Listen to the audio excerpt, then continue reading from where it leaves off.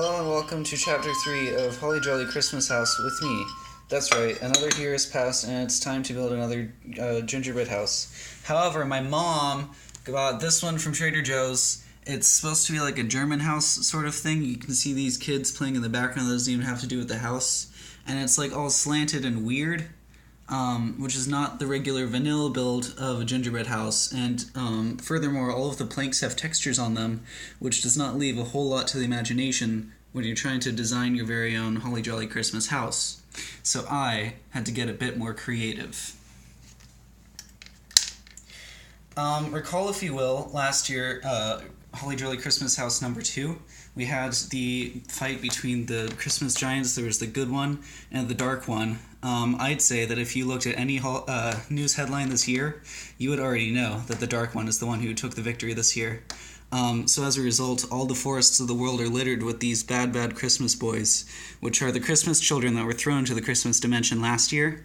However, the energy of the dark Christmas giant has transformed them into the minions that you see here, who are just crawling in search of any more children to infect, I guess. So here we have a little forest that's just littered with these bad, bad children. There's a sign here that says CDRI this way. What is the CDRI, you may ask?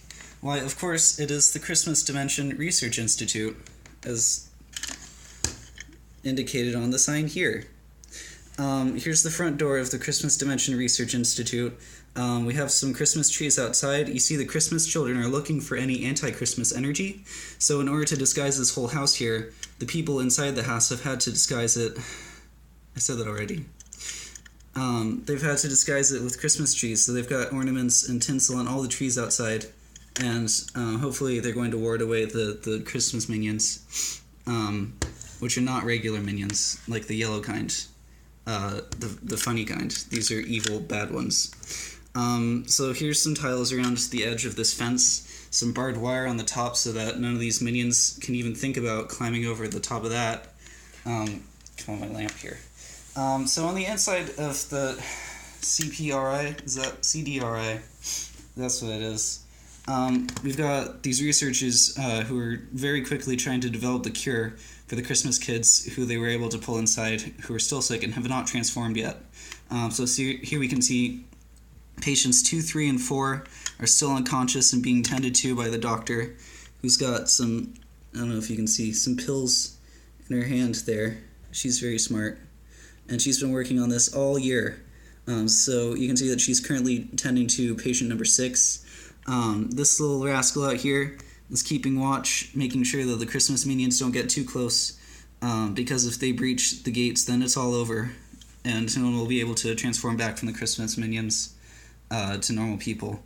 2, 3, and 4 are unconscious here. He stood up on a couple of boxes, and he's keeping watch outside of the CDRI.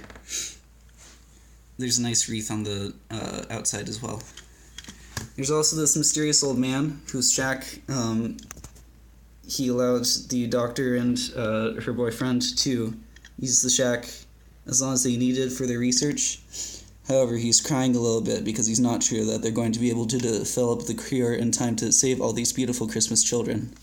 It's a nice pink rug over here, and they brought their dog, who's taking a nap in there. Maybe we'll see him from another angle in a little bit.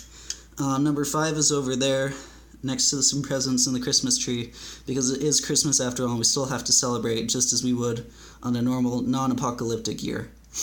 And that is the interior of this house. You can see that I took the roof piece that was originally meant for the roof, and I cut it up to create this fence here for some more interesting architecture. You know how I do by now. This is number 3 after all. Over on the back, we have more impressive Christmas trees. Like I said earlier, we have to create as much Christmas energy as possible in order for the Christmas minions to not be able to find the Research Institute. And also some fruits and stuff around the roof, because that's also pretty festive and pretty crazy and wild. Woof woof, there's the dog. So that's about it. We hope that the remaining 5 Christmas patients will be able to be restored to their former selves and wake up sometime before the next year. And we also hope that the good Christmas giant will be able to prevail next time. So that's Holly Jolly Christmas House number 3 with me. I hope you enjoyed the architecture.